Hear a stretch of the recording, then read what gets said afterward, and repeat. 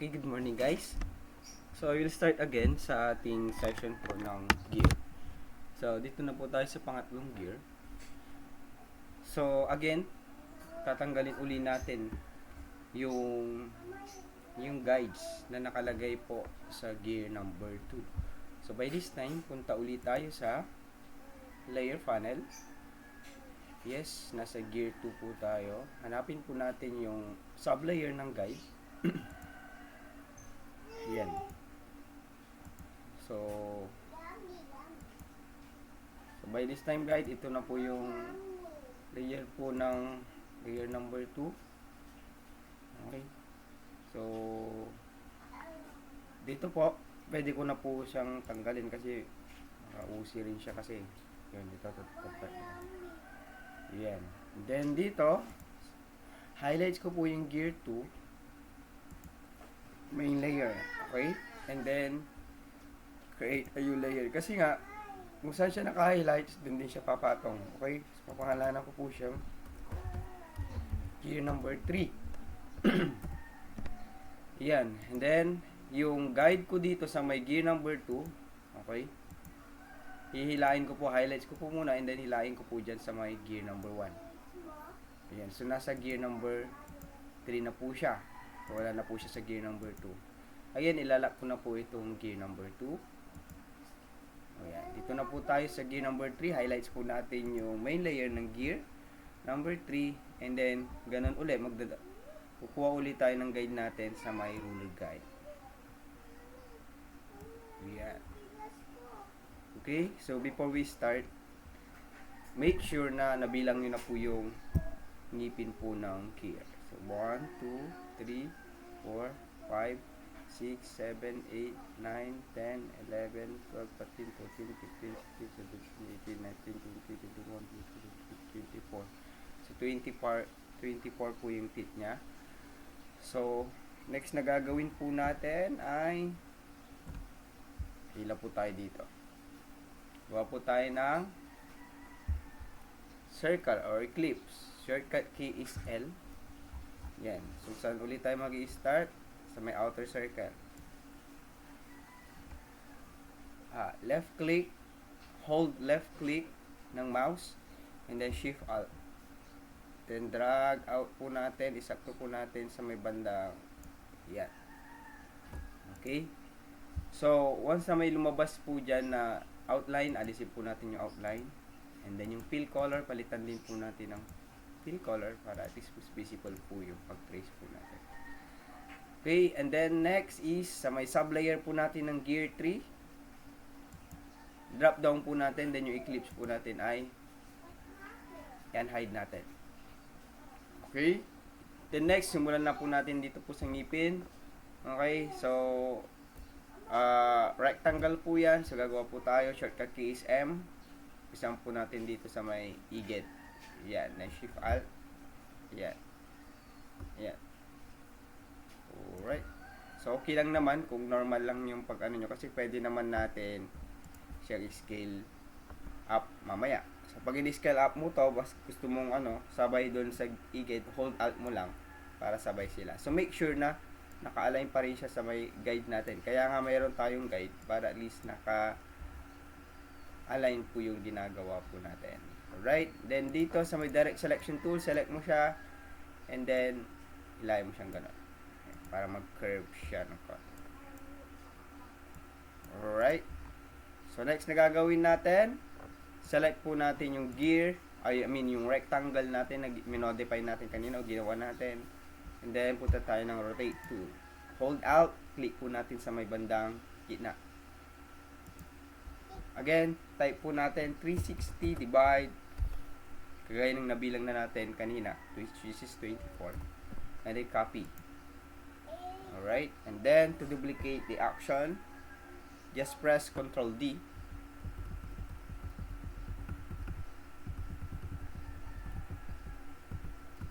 Yeah. The next na gagawin po natin ay i-reveal na po natin yung ginawa natin kanina na circle or ellipse. Dito sa may sublayer po saan natin siya makikita? Sa may sublayer po ng gear number 3. So, lahat po ng ginagawa natin under po ng main layer ng Gear 3 ay nasa sub-layer po sila lahat. Alright, so reveal ko lang po. And then next, select all. And then, merge natin sila lahat.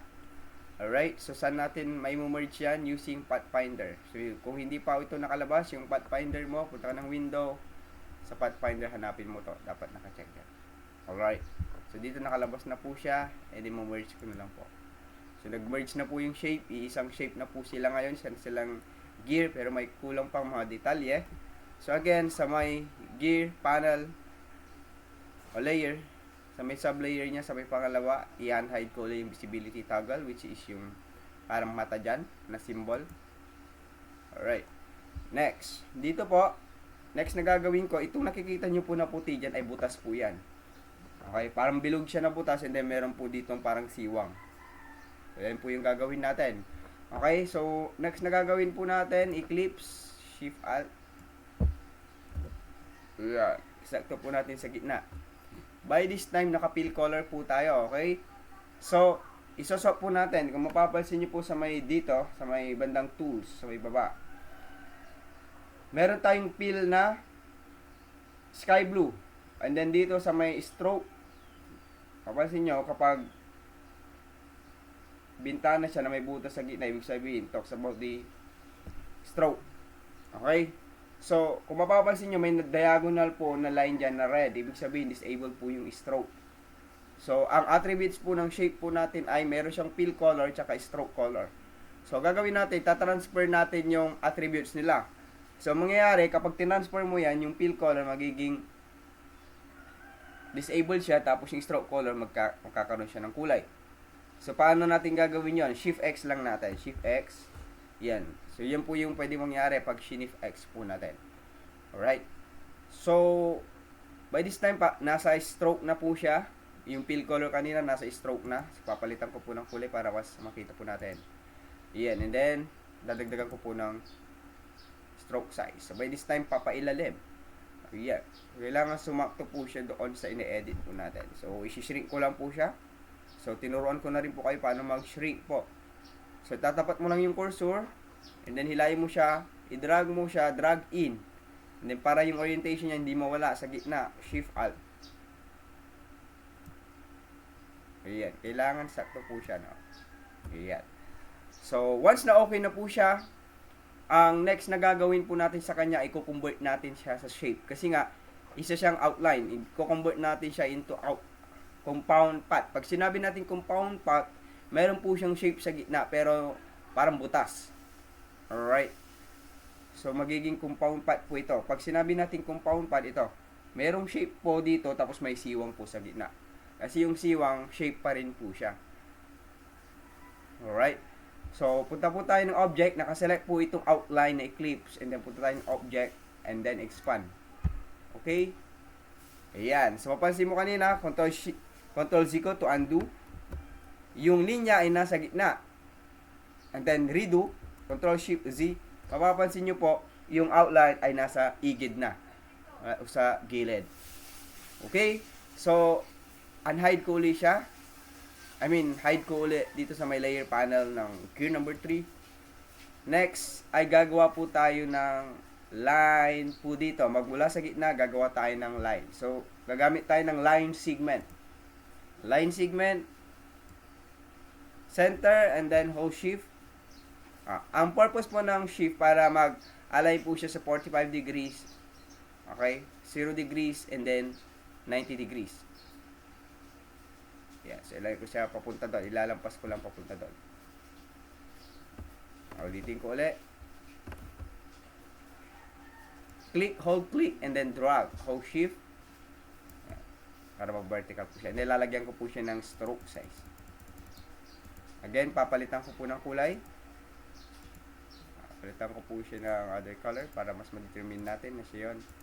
Again, i-zoom in ko po yung views ko po. Kailangan naka-align po siya sa gitna. So, naka-align na po siya sa gitna. Ang next na gagawin ko po ay yung outline, gagawin ko po siyang shapes.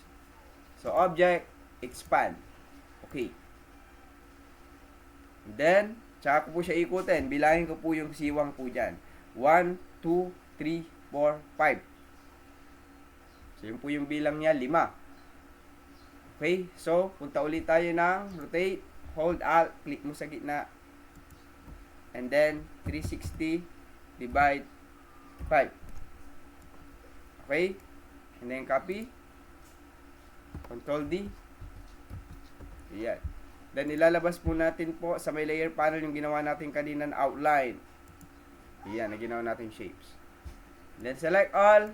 Next na gagawin po natin ay try po natin i-minus front po sa shape modes. Yan. Pathfinder and shape modes. Yan. So, okay na siya. So, next na gagawin natin dahil ganito na po yung nangyari ngayon doon sa ginawa natin kanina. Ito na siya. Ganyan. Ililess po natin siya kasi gagawin natin siyang pangbutas. Yung purpose lang po natin yan para maging guide po natin at gagawin natin pangbutas po doon sa shapes po natin. So, re-reveal na po natin ito. Yung blue, select po natin. Ito po yung ima-minus natin ngayon doon sa blue.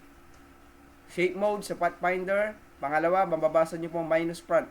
Once na tinatapat nyo po yung cursor, may lalabas po dyan na word kung ano po yung gagamitin natin na shape mode. So, by this time, minus front. Iyan. So, may pautas na po siya. Next, hide po natin siya.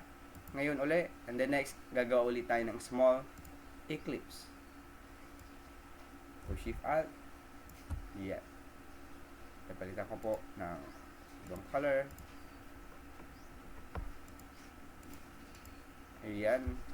Next, i-reveal ko po yung ginawa natin kanina. And then, select. Ganun uli, minus front. Okay. So, tapos na po yung gear 3 po natin. I hope so na na-follow nyo na po siya. No, next po ay susunod po natin tong gear number 4. Okay, thank you very much guys.